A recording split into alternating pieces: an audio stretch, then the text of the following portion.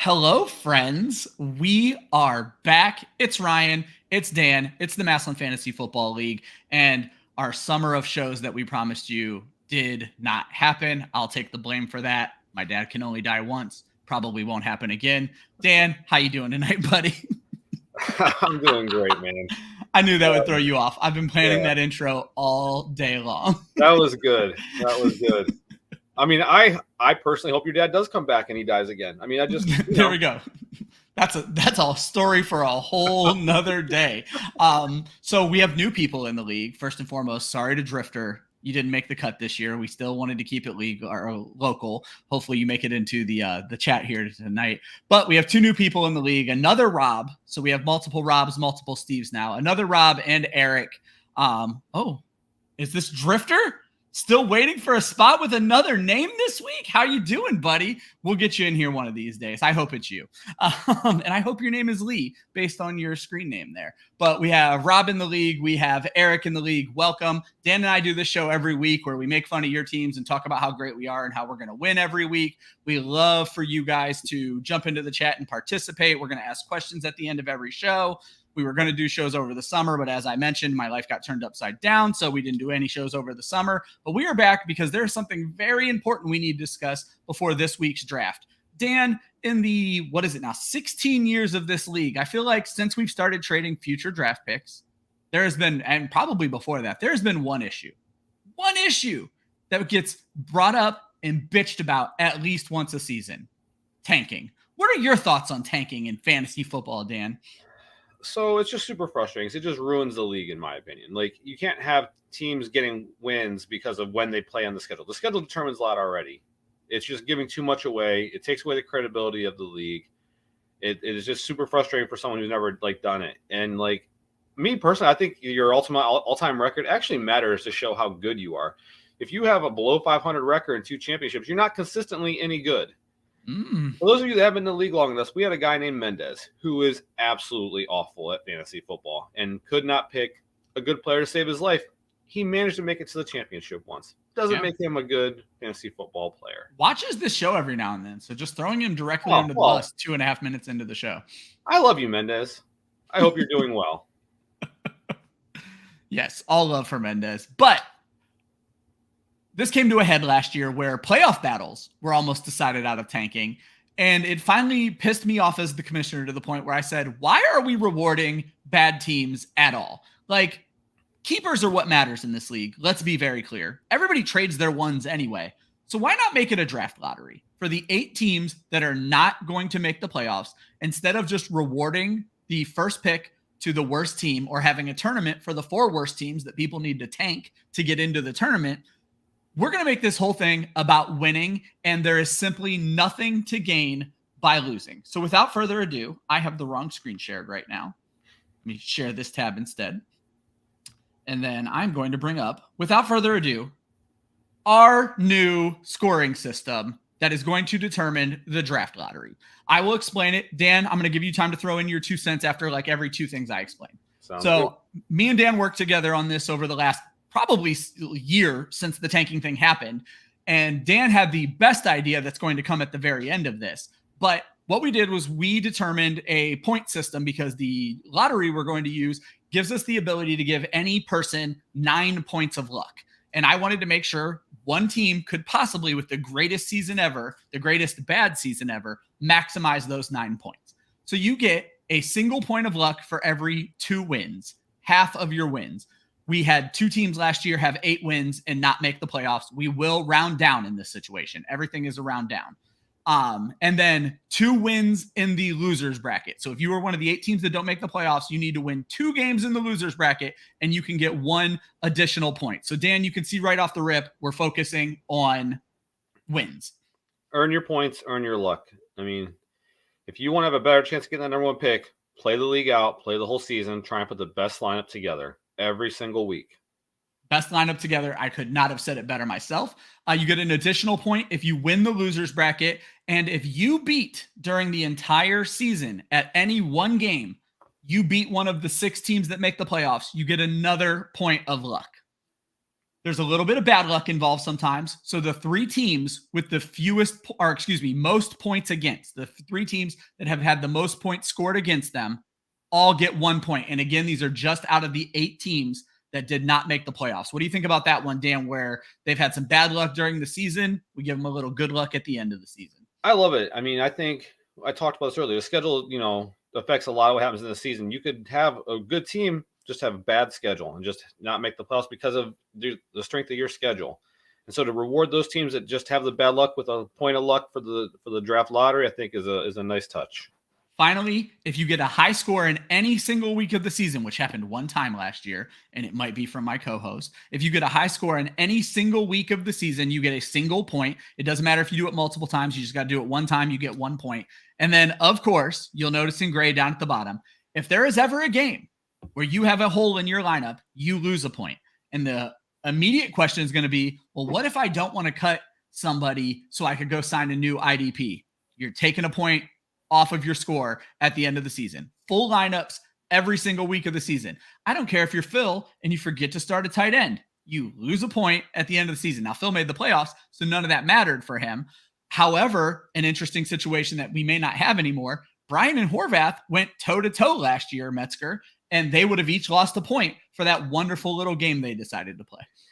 It'd be interesting to see if Brian can talk Rob into doing a toe-to-toe with someone now that he's co-managing with him. But yeah, I mean, here's the thing. We get that sometimes you have those weeks where you have a lot of guys on bye, and it's just a decision you have to make. Are you a team battling it's not going to affect you to lose a point because you're going to be in the playoffs? Or is it worth it not to cut someone so you can continue to have a good team the rest of the year? Me personally, I would take the 1 point loss and keep battling to make sure you have the best team possible the whole year. But honestly, we want to reward people for continuing to try to set up a lineup and set up a team to go out there and win. The whole point of all of this is to make everybody want to win games. Yep. Even if it's just to knock somebody else out of the playoffs. Another thing I added this year, the person who wins the losers bracket also gets $25 of their money back. So there's even going to be money involved. We can make this work. Just set lineups every week and win your fucking games. That's what it really comes down to. There's going to be bad luck. And if you want to know how it would have looked last year, I have that figured out too. So I have a bunch of columns here. None of it should be highlighted right now. The first column is, do you own your first? And you will notice that only Rob and Horvath actually own their own first, though Canton's Finest, who took over for took over for B. I don't know. It's really weird in the system right now. Yeah, Canton's Finest took over for B, ended up with his own pick back again. So technically 3 people do own their own first, but a trade caused one of that to happen. And we'll talk about that trade in just a little bit. But only 3 people even own their first. So don't come to me crying about how you're getting screwed in the first round when you trade your first round pick every year anyway. And the keepers are the first 3 rounds. Don't be an idiot about this. So this is how everything would shake out when it comes to wins divided by 2. Getting 2 wins in the losers bracket and being the losers bracket champion. That would be Dan. Beat a playoff team. 5 of you last year beat a playoff team, even though you didn't make our playoffs. Dan also had 1 weekly high score. You may have had multiple, but you definitely had 1. These are the 3 teams, Kenny, Horvath, and B, who had the worst points against them. And then they also happened to be, I just noticed, the 3 teams that did not have or had a hole in their lineup at some point. So they just immediately gave those points back. And this is the additional luck that will be added to their score.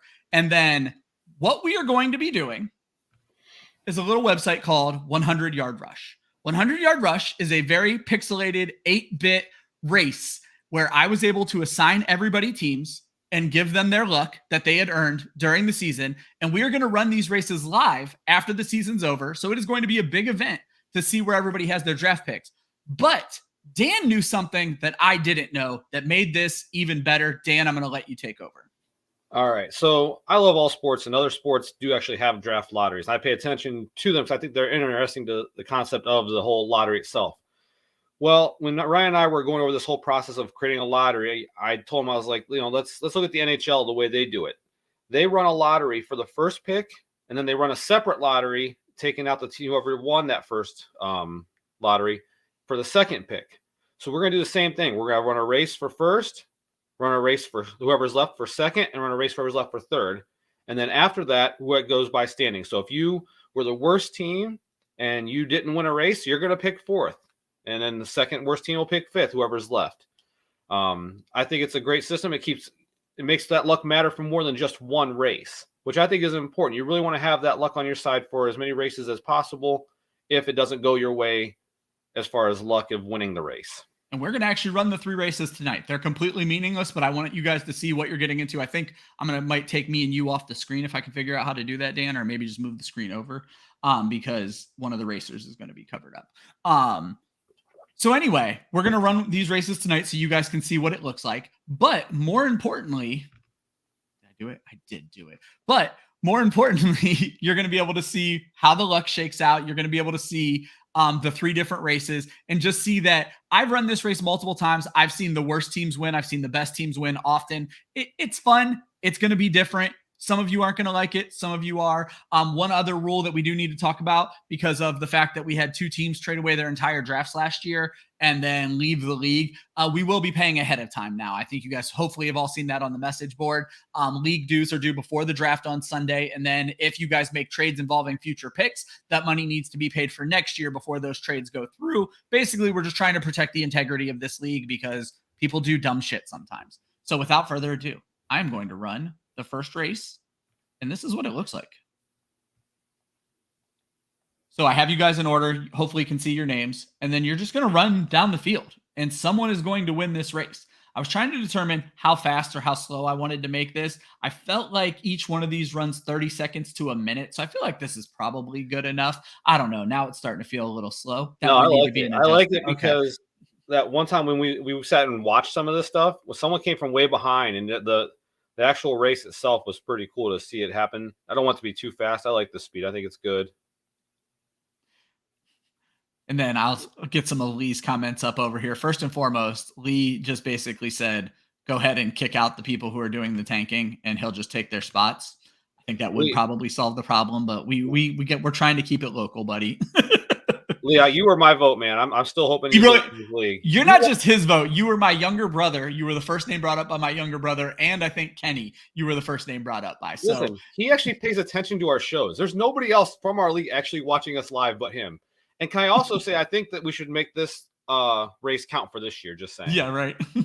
So I'm not even going to finish out the race. Dan, in this situation, would have the first pick of the draft, and then we would switch to race 2, and I would start the rush. And we'd go again. Dan has to be in this. There has to be 8 total people every single time I do it. However, Dan can't win anything from this point forward. JR jumps out to a huge lead on this one. So this is going to be interesting. Oh, Horvath and a lot of times whoever jumps out to the big lead usually doesn't always win. Add some drama to it. It's all dice rolls. One of the things I set is the settings of how many yards you can get maximum per play. And I think it's how many seconds it can take for it to do a play or something along those lines. So I set up these dice rolls as what can and cannot happen with the dice rolls. And then from there, it comes to luck. The people with the higher luck are going to get the dice rolls. Now, here's the thing. I've set the minimums and maximums at like close intervals. So the minimum yards you can get on any play is 5 yards. The maximum you can get is 7 yards. So even if someone rolled 7s the entire time, they would win the race, obviously. And then the minimum seconds it can take for you to run is 4. The max is 6. So I have those in very small gaps to make sure that even the luck is only playing a little bit into it. And it looks like Darren is going to win. Oh, I don't know. It's going to be close. Darren's going to get it. And so Darren in this situation, who has the least amount of luck of anybody in the entire contest, just won the race and would now have the second pick of the draft. And then finally, we would run the race a third time. You guys obviously get the drift by now, but I like to show you how random this could be. So this would be the final race of the entire thing. This would determine the third pick. So we would have Metzger, we would have Darren, and then everything would go in reverse order. So the worst Horvath could end up with in all of this, because Horvath had the worst record last year, is the 4th pick, be the 5th pick. And it actually just works its way up. So, who is that? Darren now already has the 2nd pick. So Kenny would have the 6th pick if he doesn't win this race, so on and so forth. So again, it's not terribly unfair. It's not rewarding the bad teams, but I will hold forever, Dan, that getting your 3 keepers is way more important than the draft. Maybe not as psychotic as what we're about to talk about next, but getting your 3 keepers is way more important than the draft, because those are the first 3 rounds of our draft. And that's something I really think people should understand, especially the new people coming into the league. Yeah, keepers obviously are the most important part. But like Brian showed us last year, Brian had good keepers but didn't have a draft, and it hurt him all season, and half the reason why he's probably not in the league anymore. Yeah. And then there you go. It looks like Horvath would take in the third pick here. Oh, No. no, JR gets him at the end. And so in this situation, JR would have the third pick. Horvath would have the fourth. B would have the fifth. Kenny would have the sixth. And Greg would have the seventh. Motts would have the eighth, which is pretty similar to what everything happened there. So that is how the draft will be determined for at least the 2024 season. I am always open to suggestions. I am a nice commissioner. We can talk about if we want things to change. We can talk about if we want to change up the way luck works. I'm open to listen. You guys just need to let me know what we want to do there. So that is how the draft order will be determined for the 2024 season. Dan, final thoughts before we move on to a little bit of the 2023 season. I mean, I personally love it. I think it's a great idea. Again, it encourages everyone in this league to do their best to win every week. I think it's also a fun activity to do at the end of the year when we have our potential winter meetings. I mean, we have done that recently. I miss those. I think it'd be for a good show. We could get together and do this live together as a group, whatever. But I like it. I think overall it's the best thing that keeps the league healthy. We can't have people getting mad and quitting the league over people tanking, people not trying. Yeah. If we want to have this league and talk about it being the best league, because I consider this league to be the best league. I love playing with all my friends. I'm in more leagues than I can count, and it is still my most important league. So absolutely. And it's not even my highest dollar. Don't care about the money. I just want to get a second one of that goddamn trophy, and I'd like to get them back to back. But I know you and Brian are out here flaunting your 3. So,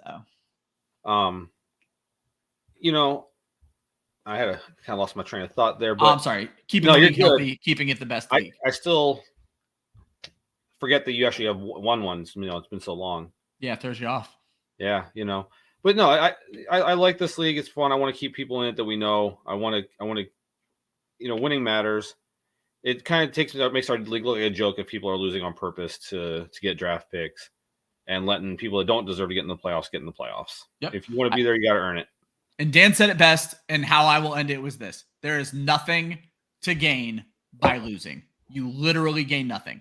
If you are not having fun and don't want to set a lineup, quit. You're not going to break my heart. Drifter wants in. If you quit in the middle of the season, I'll probably let Drifter at least finish your season out. So don't quit the league. Have fun with this. Let us know what you need to have fun. And Dan, Taylor had some fun over the preseason. There were a lot of trades over the preseason. Some really nice trades, some not so great trades. You picked up a keeper in Aaron Jones. However, Taylor went ahead and just put your Aaron Jones trade to shame, or if it was before your trade, regardless, it doesn't matter. There's one trade we need to talk about because we've never, ever had something like this happen before. Taylor, having the FOMO of getting rid of Justin Jefferson, trades his entire draft.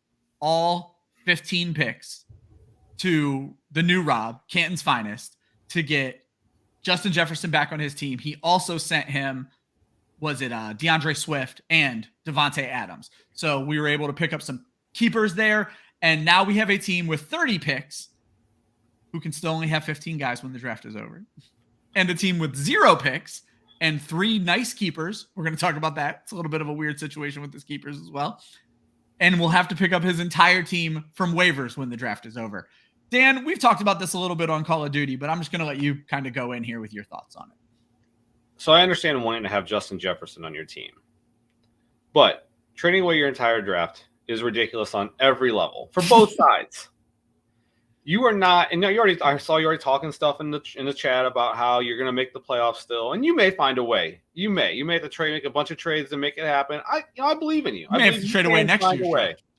Yeah, if you trade away next year's draft, you might be able to get enough to make your team respectable. But ask Brian what's like starting your draft in the 6th round and not having any running backs. Go look at Brian's running backs from last year before you make playoff declarations. Yeah, you're not going to do it. I mean, there's no way even if you trade your entire draft next year, you're going to get enough in return to make the playoffs. So it's not happening. So you've basically given up on a season. And for me, I hate it because, again, I think your all-time record matters. It shows if you're consistently good or not. Not to mention, Taylor is on a streak. In the last 4 seasons, I don't have it in front of me right now, Taylor has the best record of any franchise over the last 4 or 5 seasons and had a chance to overtake Lures for like a 7-season run. So, well, thank you for blowing that. Yeah. And then from the other side of it, I understand, you have this nice piece in Justin Jefferson. You don't have a very good draft. You traded away a stud young wide receiver that you could have built your team around for the next 10 years for this one draft. And I understand that that's a lot to look at, and it seems great, but you're going to cut half those players. You can't keep them. There's roster limits. What I will say is he has his most important parts of his draft end in the 9th round. So it's not a bad draft for someone who wasn't starting their draft until the 6th round previously. So his whole draft, his important part of his draft is over in the 9th round. I think we don't turn such a side eye at this if they had just done what Brian used to do and trade the entire top half of his draft for the entire bottom half of the other guy's draft. And then Taylor has 15 shitty picks and Rob has 15 great picks. I hope you go by Rob. So the thing is, again, even if he'd done that, it's still the same situation where, you're trading away Justin Jefferson and you're getting these draft picks, again, 4th round and beyond. I just don't know that that's the right move. He should have went at Horvath or myself, someone with multiple 1st-round picks. I think that could have made more of an impact for him this season to move on Justin Jefferson. The 102 is interesting, too. So I want to throw Drifter up here real quickly. Adams isn't that far behind Jefferson. I don't necessarily agree with that. At least for this upcoming season, it's not that bad. But we allow you to keep 3 players in perpetuity. Adams is pretty far behind Jefferson when you look at it from a dynasty standpoint. But I will say for this upcoming season, it probably wouldn't have made that much a difference. And to answer this question, and probably to answer this question for the league, he doesn't technically ever have to cut the rest of these guys. But in order to set his week 1 lineup, Sleeper won't allow you to set your lineup until you get under your roster limit. So I would say Thursday of week 1, he'll need to at least make his cuts. I'm sure Taylor will probably be talking to him about maybe trading some of his additional 15 players he no longer needs. And I agree with what he's saying. It's not like Adams is a bad player. He's not. But if you just look at the longevity of having Jefferson 10 years from now still on your team, that's something that could be a centerpiece to your team. Because the keepers, like you said earlier, keepers are what matter. Yeah. How long is Devontae Adams going to be someone who's a reliable keeper? Especially with Jimmy Garoppolo at quarterback, you hope they can make a change at that next year. But I mean, here's the thing. When 20 years ago Jerry Rice could play till he's how old? And that's fine. In today's NFL, every receiver starts to fall off as soon as they hit there. They just can't keep up with that speed and athleticism of the corners to get open. Yeah. So that's our thoughts on it. But we have one little surprise for you. Dan didn't even know I was doing this. Oh, I forgot. I don't have a share screen up right now. Give me a second. Dan didn't even know I was doing this. So let me get this screen shared here. But I have us set up to knock out a 2-round mock draft. And I'll keep me and Dan off the screen. Nobody needs to see our faces. How Sleeper sets it up when you do a mock draft with your league is it doesn't put any of the team names on here. But you can guess by your keepers, and I'll have a track of everything. So Dan and I are going to talk this out. And Dan, Steve Horvath has the first pick of the draft based on last year's things. He won the losers bracket. He is keeping CeeDee Lamb, Najee Harris, and Calvin Ridley as of this moment. I think we're both in agreement. Bijan Robinson, player of the century. He's taking him at 101, correct? I agree. He's going to take the 3rd string running back for the Atlanta Falcons, according to their website. Didn't he start thinking his 4th string, and now he's just moved up to 3rd string? Yeah. So Bijan Robinson off the board to Horvath's team. New Rob is up with the 102 that he recently acquired. He will be keeping Devontae Adams, A.J. Brown, and Lamar Jackson. Dan, does he need to go running back here? Does he keep with the rookie running backs? We've seen that for a lot of years in our draft. Is he going to go Jahmyr Gibbs? To me, looking at this, we don't know him. It's his first draft. Gibbs, nice rookie running back you could have for a few years. But if you look at this draft and how it's set up here with Waddle on the board there, I don't know how you could pass up on Waddle. In a league where you can start 3 wide receivers every single week, and you have so many picks. As young as he is, as that offense is, and he has so many picks to get running backs later, to me, I think the pick is Waddle. Okay. By the way, some of these keepers – oh, no, I'm good with that. I'm going to agree with you on that. I think it needed to be a young player. I don't know if he is the type who is going to force the running back position. But again, we're all going to be learning him.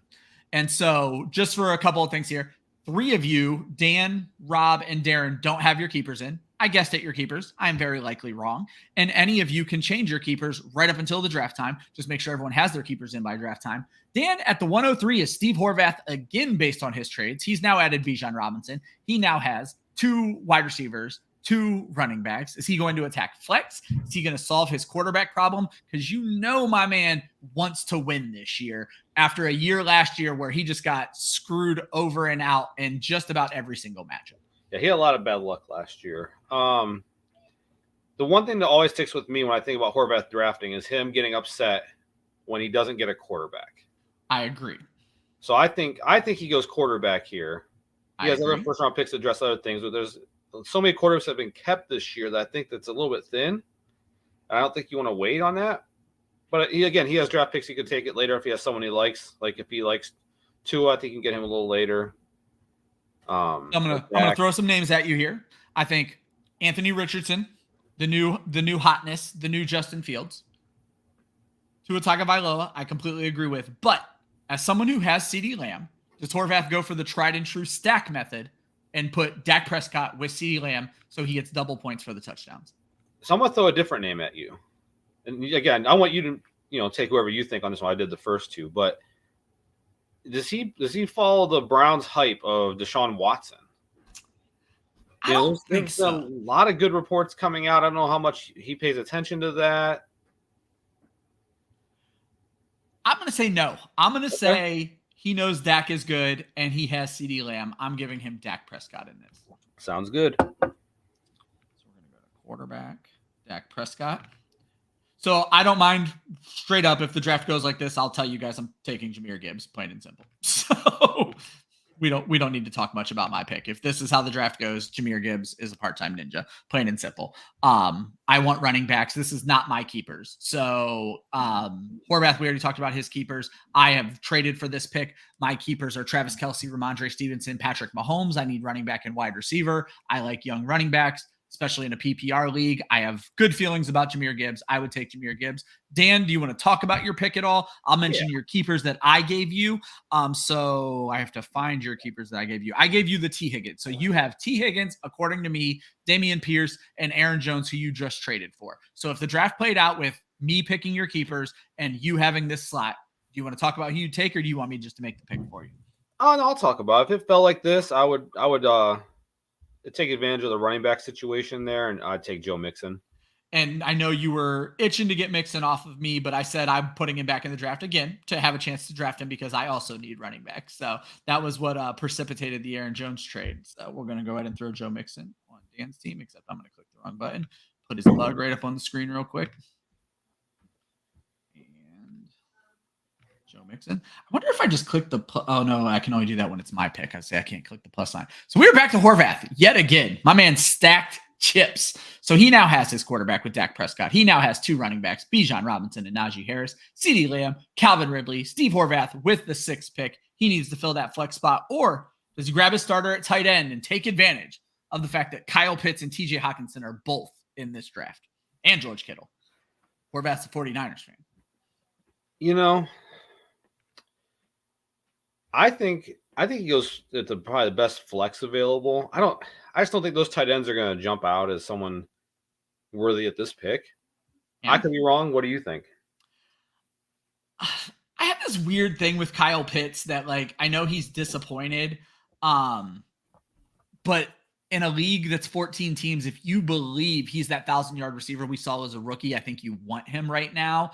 And I think Horvath is in this position where he still has so many more picks to come where he can stack flex options in the second round. I think if it were me, I would take Kyle Pitts here. All right, let's do it.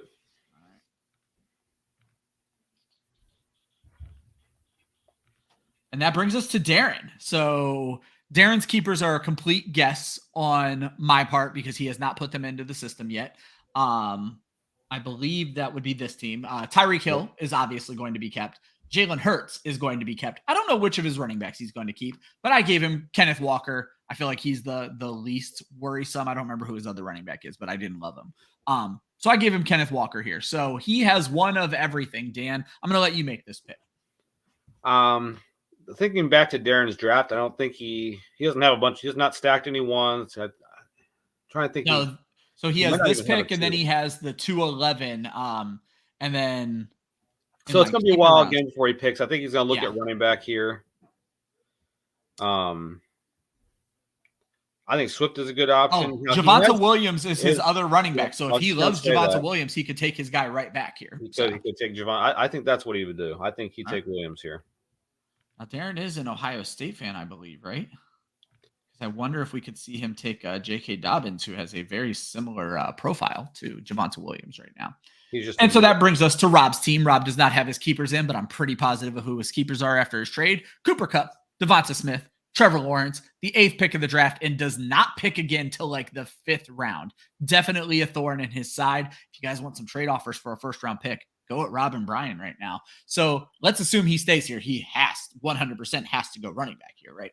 Well, Brian would tell him no. Brian would tell him running backs are worthless and not to do it. So it depends on how much Brian is in his ear. Because Brian loves to go look at receivers. One other thing to consider, Brian also has draft this day. So this might be Rob by himself. He may not have his consigliere for this draft. Oh, really? Yeah. Well, in that case, then I think he's definitely going to go running back.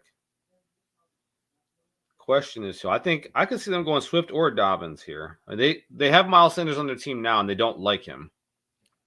I think Rob does like him, but I think he just has better keepers.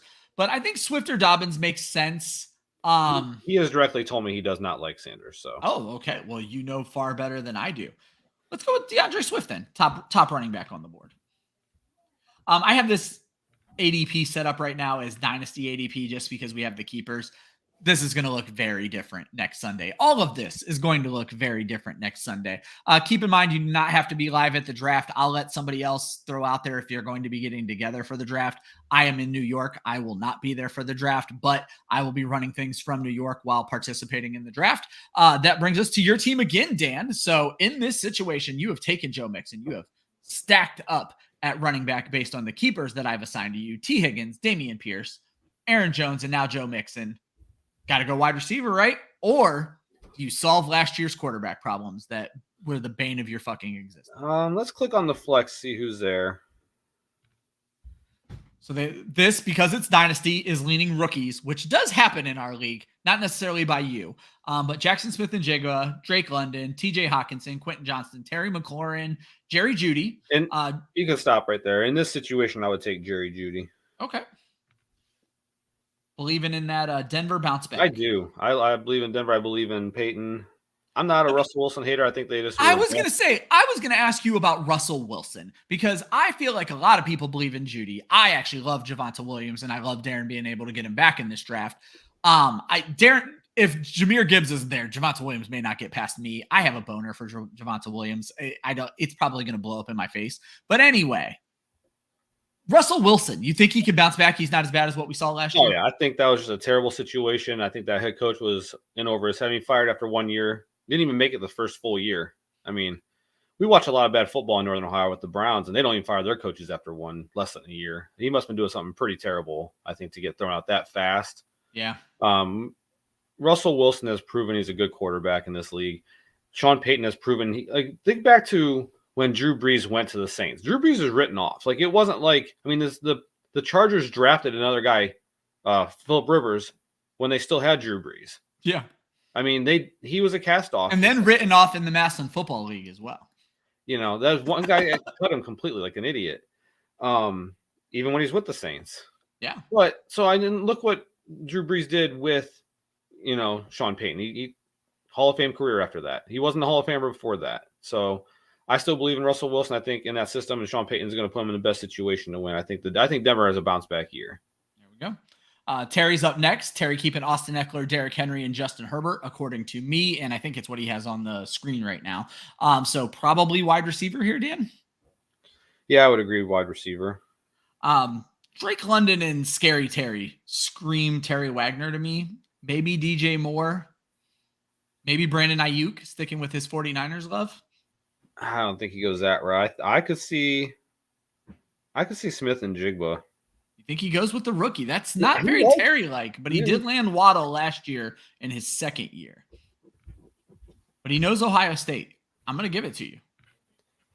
I don't trust these rookies, except for Jahmyr Gibbs. He just drafted one. Yeah, exactly. Phil is up. Interesting season for Phil.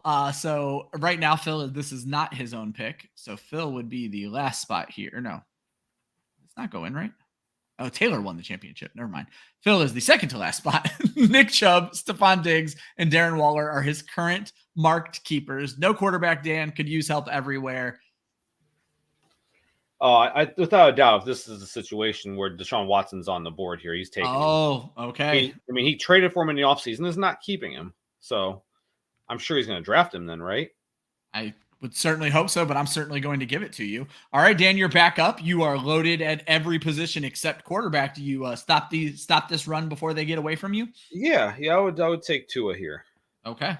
I like Tua a lot. If he can stay on the field, I think that offense is going to be really special. I'll be honest, drafting him this early in the draft and me having the pick set up I will take another quarterback at some point early. Yeah. Just because of the insurance, because Tua seems like he has a little bit of a tendency to get hurt, and it's a risk when you have him there. Yeah. But he's also, when he's there, he can put up a lot of points. And that's he's doing like jiu-jitsu or something to learn how to fall this offseason. So I'm sure Rob can give us his medical opinion on how jiu-jitsu or whatever the hell Rob does can help with that.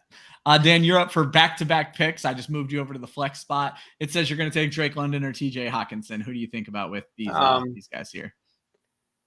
You know what? I would actually throw George Kittle in there over Hopkins. I kind of thought it might be when I saw his name pop up on the screen. So, George Kittle, you worried about who the San Francisco quarterback is this year, or is George Kittle not going to be a problem? Okay. I think if you look at Kittle's numbers when Purdy was in there, they went up.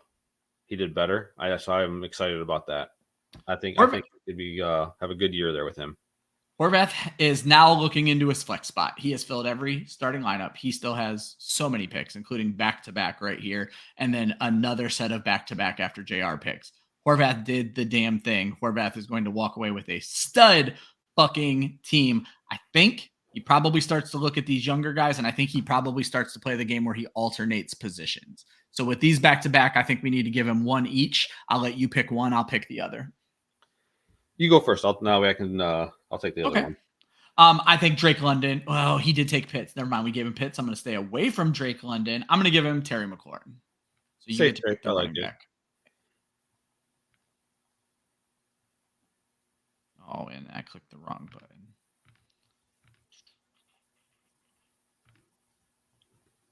All right, Terry McLaurin, Dan, you're going to give him a running back. Yeah, give him J.K. Dobbins. I think he's the best running back still on the board there. All right. It is insane seeing Horvath's picks in practice. This is nuts. Yeah, he has two more coming up here. Yeah, I believe this is JR's first pick of the draft. So we have JR, who is going to be holding on to, that's the Burrow team, right? Jamar Chase. Yep. No, that's. Yeah. Okay, yeah. Jamar Chase, Garrett Wilson, Joe Burrow. So with this being his first pick of the draft and then him not having another pick probably until the next round, I think he probably needs to go running back here. I agree. JR caught my ire last year for believing in Cam Akers, and Cam Akers went off again to end the season. Does JR ride this train again, Dan? I don't think so. I think he's got to take the safe bet here and go with Miles Sanders, someone who's going to get the rock a lot. Just so he doesn't have to hear my mouth is what I'm going to make the assumption of this pick being. But then I think, you know what? I'm going to give Horvath Cam Akers. I think Horvath saw what Cam Akers could do at the end of the season. He doesn't need him. He needs upside, and Cam Akers provides it. So I'm going to say the very next pick is Cam Akers as one of the top guys off the board for Horvath, a team who needs nothing at this point. And you're going to go ahead and pick a wide receiver. I think he would go with DJ Moore. Oh, that's a great pick. That's a Horvath pick. Yes. So we're going to go ahead and throw DJ Moore in there. Horvath's roster is absolutely bananas. And that brings us to Terry's pick. So we gave Terry JSN to start the draft. He has two running backs, a quarterback, and a wide receiver. I think Drake London at this point, he's pretty heads and tails the best wide receiver available, and it's another young wide receiver for Terry's team. He had a lot of success with second-year wide receivers last year. And then that brings it to my team. At this point, all I've gotten was Jahmyr Gibbs, right? So yes. I need wide receiver. I am crying right now that Drake London did not make it to me. It's going to be close in this situation for me between looking at one of these rookies. I love Jordan Addison, but I think the Green Bay offense is being underrated. In this situation, I would take Christian Watson. He had a really good stretch last year. Bringing us back to Horvath, he needs absolutely nothing right now. Is he just going to go with a rookie for some upside? Does he take Ayuk? Does he take another tight end just to have security if Pitts fails? Hawkinson's just sitting there. I think he regrets the tight end pick, but I don't think he goes backup tight end this early in the game. No, I'm going to say that he doesn't. Okay. I'm going to throw a wild card at you. Does he go and get Micah Parsons or one of these obscene IDPs just to fill his starting lineup and have like the best IDP guy out there? I think he can wait a little bit on that. When's his next? Oh, well, his draft isn't up, but I just couldn't imagine going IDP. His next pick, early. He has the last pick of this round, so it could be that one as well. I just couldn't imagine going IDP this early. I agree. I'm just saying. Horvath has he's playing with house money. He can get a little crazy. Alvin Kamara, he can wait out the suspension. Yeah, that's probably a safe pick there. A steal compared to how things used to go in this league. And then we have Rob back up. So just as a reminder, Rob took Jalen Waddle in the first round, just stacked up at wide receiver now. Jalen Waddle, Devontae Adams, A.J. Brown, Lamar Jackson. He has to go running back here. I don't think there's any question about it. Again, we don't know him. I don't even know. Is he a Browns fan? He's from Kansas. Oh, he's a huge Browns fan. Okay. That doesn't really help in this situation because they don't have a backup running back. So I don't know. Throw out one name. I'm going to give it to you, whoever you throw out here. So. One of the Cook brothers. Okay. Does he go with Dalvin and the Jets and that high-powered offense, or go with the younger James Cook and that offense and potentially taking over as the lead guy there? I think he can't gamble on Dalvin being the backup to Breece Hall, so we're going to give him James Cook in this situation, the one who should be the starter. I'm not saying Dalvin isn't the starter, at least for the first month of the season, but for this pick, he's getting James Cook. Which brings us back to me, still in need of wide receivers at this point. I can't believe he fell to me when I was trying to choose between them on the next pick. I should take Jordan Addison. I really should. But I love me some Brandon Ayuk this season. So in this situation, I would take Brandon Ayuk. Bringing us to, I believe this means he has his own pick if I'm doing this right, JR. So JR on his previous pick was able to land Miles Sanders to go with his first running back. So does he going to fill his flex spot here, Dan, go at tight end? TJ Hawkinson still just sitting there. Probably a mistake. Trying to think of how he drafts. He likes the young players. Likes the young players, and I think Jordan Addison. I can see Jordan Addison going right here. Yeah. I'm good with that. JR is our rookie drafter. JR and Stevie, but Stevie hasn't had a pick yet, has he? No, he traded away everything trying to win a championship last year. Gotcha. Yeah, he has Barkley, Brown, and Andrews, and then apparently has no picks for quite a while. We are back to Darren. Darren in the first round was able to get his own guy, Javonte Williams, back. He is keeping... Sorry, guys, I'm going to keep getting this confused. Tyreek Hill, Kenneth Walker, Jalen Hurts. He has added Javonte Williams to that, Dan, so he is likely to lean wide receiver. I have inside knowledge on Darren from a rookie draft. I don't know if he would bring that into this, but I know Darren liked Zay Flowers in a rookie draft because Zay Flowers getting drafted destroyed a trade between me and Darren in a rookie draft. I don't know if this is the right time to take Zay Flowers. You have Michael Pittman still on the board. Amari Cooper. We miss an opportunity to give a Browns fan Amari Cooper. I think I could see Amari Cooper going to Canton's finest over James Cook now that we look at it. But either way, I think Amari Cooper is a clear number one in what has the potential to be a high-powered offense. I could see that being the answer here. Yeah, I mean, Darren still needs wide receiver, and you have a one there. And it probably – oh, you know what? We're missing somebody because of Dynasty. Keenan Allen, let me just be perfectly clear. On any pick where I took a wide receiver, it would have been Keenan Allen, plain and fucking simple. So we can just go ahead and fix – and you know what? And then we can just give Darren his Christian Watson back. So we'll change this to Keenan Allen. Again, that's just bad ADP. Keenan Allen ain't getting anywhere near past my team. And then I think we give Darren his Christian Watson back. Sounds good. Boom. I think that cleaned that up a little bit because, like I said, Keenan Allen getting past me. Phil was able to get Deshaun Watson in the first round. That is with keepers of Nick Chubb, Stephon Diggs, and Darren Waller. He now has one of literally everything. Dan, I'm going to let you make this pick for your buddy, Phil. Phil's going to definitely have to go running back here. You can't wait much longer. These guys are starting to dry up already. And you got Rashad White. You got Dalvin Cook. Oh man, James Conner, David Montgomery. I think you scroll back up. I think you look at Alexander Matheson or Madison. Oh, you think he's going to believe in the Alexander Madison taking over that starting job in Minnesota, huh? I think it's the best option on the board. Not a You big know fan. what? I will say I could also see him going that Zach Charbonnet out of Seattle. Ooh, gambling on the Phil injury. likes to take rookies. He's the one who drafted Kenneth Walker early last year.